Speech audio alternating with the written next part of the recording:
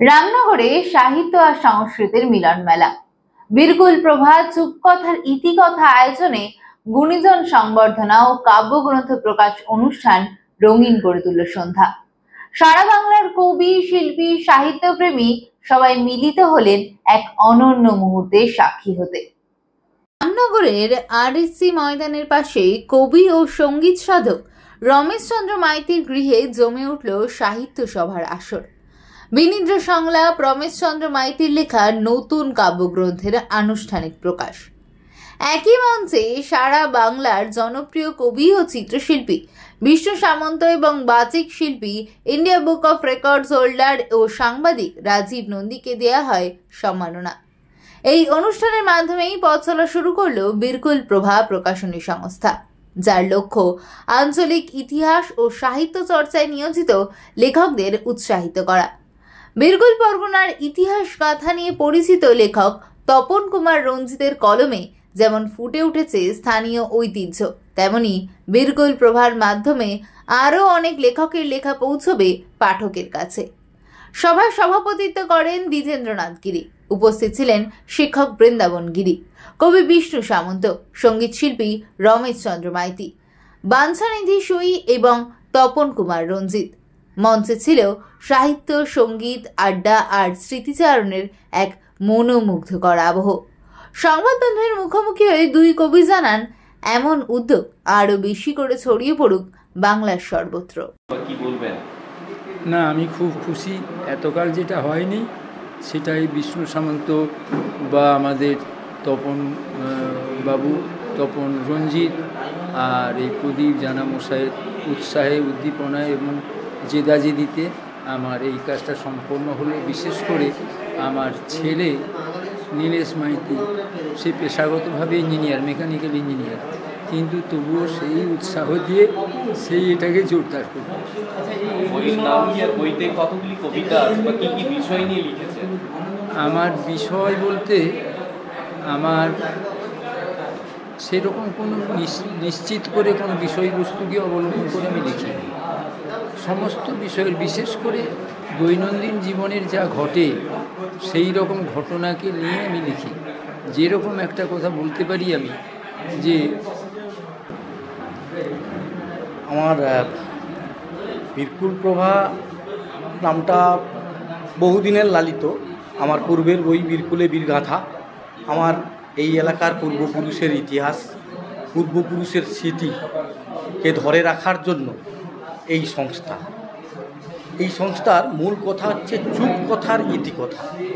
যে সমস্ত জিনিস হারিয়ে গেছে, যেগুলোকে খুঁজে পাওয়া যাচ্ছে না, সেগুলোকে আমরা খুঁজে পাবো, খুঁজে পাওয়ার বাসনা আমরা করি এবং তা সুন্দরভাবে আজকের দিনের সমাজের মানুষের কাছে লিপিবদ্ধ করব। এইটা হচ্ছে আমাদের বড় কথা আর কি।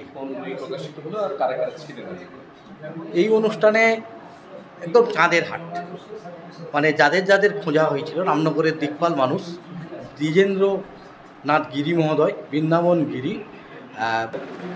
আমার তো খুবই ভালো লাগছে যে এরকম একজন সঙ্গীত সাধক অথচ তার কবিতার বই বেরোচ্ছে, বেশ ইন্টারেস্টিং। আর যদিও এই বই প্রকাশের সঙ্গে আমিও কিছুটা জড়িত, বইটা করায় উৎসাহ দিয়েছি, প্রচ্ছদ করে দিয়েছি। আর সেই বই আজকে প্রকাশ পেল এরকম একটা অনুষ্ঠানের মাধ্যমে।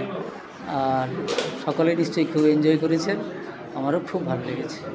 আপনার লেখনীতে রামনগর গোটা বাংলা পাঠককুল একদম মুগ্ধ আপনার লেখনীতে। আপনার কোনো নতুন লেখা এবার কি আসছে? হ্যাঁ, নতুন লেখা বলতে কবিতা কিছু লিখেছি এবারে পুজোতে, বিভিন্ন পত্রিকায় কবি সম্মেলন, তারপরে পুরুলিয়ার কেতকী, এরকম কিছু কিছু পত্রিকায় লিখেছি। গদ্য লিখেছি গৌরশঙ্কর বন্দ্যোপাধ্যায়ের কলকাতায় 70 দশকের কাঁথির সাহিত্যচর্চা নিয়ে। প্রভার তরফ থেকে রাখি পূর্ণিমা করুণা তিথিতে গ্রন্থ প্রকাশ অনুষ্ঠান মাননীয় তপন রঞ্জিত বাবুর আয়োজনে কবি গ্রন্থ প্রকাশ হলো। তপন রঞ্জিত বাবু যেভাবে অসাধারণ কাজ করছেন, রামনগরের ইতিহাস, বিরকুলের ইতিহাস বলা যায়, যেভাবে তিনি তুলে ধরছেন, সাধারণ মানুষের কথা তিনি গ্রন্থের মাধ্যমে তুলে ধরছেন। তার এই আঞ্চলিক ইতিহাস ভাবনা নিয়ে আজকেও যেমন গ্রন্থ প্রকাশ হলো, অনেক কবি সাহিত্যিক আজকে উপস্থিত ছিলেন। তাদের কবিগুণ সংবর্ধনা দেওয়া হলো। সাহিত্য চর্চার সাথে সাথে সাংবাদিকতা তথা ইন্ডিয়া বুক অফ রেকর্ড সামগ্রিকভাবে আমাকে সম্বর্ধিত করা হলো। আমি সত্যিই আনন্দিত, আপ্লুত, খুবই খুশি। আমি রামনগরবাসীকেও অভিনন্দন জানাতে চাই। রামনগরের মানুষ সবাই এগিয়ে আসুন এবং তপন রঞ্জিতবাবু যেভাবে কাজ করে চলেছেন, আঞ্চলিক ইতিহাস নিয়ে কারো যদি তথ্য পুঁথি থাকে আপনি অবশ্যই তপন রঞ্জিতবাবুর কাছে আসুন। তিনি তার প্রকাশনী সংস্থার মাধ্যমে প্রত্যেক মানুষের কাছে, আমাদের অনেকেই লেখালেখি করি, অনেকেই আমরা লেখার সাথে যুক্ত, অনেকেই পুঁথি সংগ্রহ করি, কিন্তু সেটাকে প্রকৃতপক্ষে সংরক্ষণ করা, প্রতিটা একটা নির্দিষ্ট গ্রন্থের আকারে মানুষের কাছে পৌঁছে যাওয়া। প্রত্যেক মানুষের একটা এলাকার ইতিহাস জানার একটা অধিকার যেমন রয়েছে, আকাঙ্ক্ষা রয়েছে, ইচ্ছা রয়েছে, সেই ইচ্ছা আশাকে স্বপ্নপূরণ বাস্তবায়ন করে তুলছেন কিন্তু তপন রঞ্জিতবাবু। যেখানে দীঘা উপকূল সহ রামনগরের যে সামগ্রিক ইতিহাস, সেই ইতিহাস মানুষের কাছে বিভিন্ন আঞ্চলিক সাহিত্য সংস্কৃতি সব কিছু ক্ষেত্রে তিনি পাটে পাটে তুলে ধরছেন তার লেখনীর মাধ্যমে এবং তার প্রকাশনী সংস্থার মাধ্যমে। নবীন যারা কবিরা আসছেন তাদের জন্য দরজা করে দিচ্ছে। আজকে রামনগরের রাখি পূর্ণিমার তিথিতে আনুষ্ঠানিক উদ্বোধন হলো, সংস্থারও উদ্বোধন হলো এবং বই প্রকাশ এখানে অনুষ্ঠিত হলো। আমাকে সম্বর্ধনা দেওয়া হলো, তাতে আমি অত্যন্ত খুশি। আমি রাজীব নন্দী। রামনগরের এই সাহিত্য আসর প্রমাণ করলো আঞ্চলিক ঐতিহ্য ও সৃজনশীলতাই পারে মেলাতে শিল্পী, কবি আর পাঠকের মন। বিরকুল প্রভা যেন এই পথে এগিয়ে চলে, এমনই প্রত্যাশা সাহিত্য মহলের।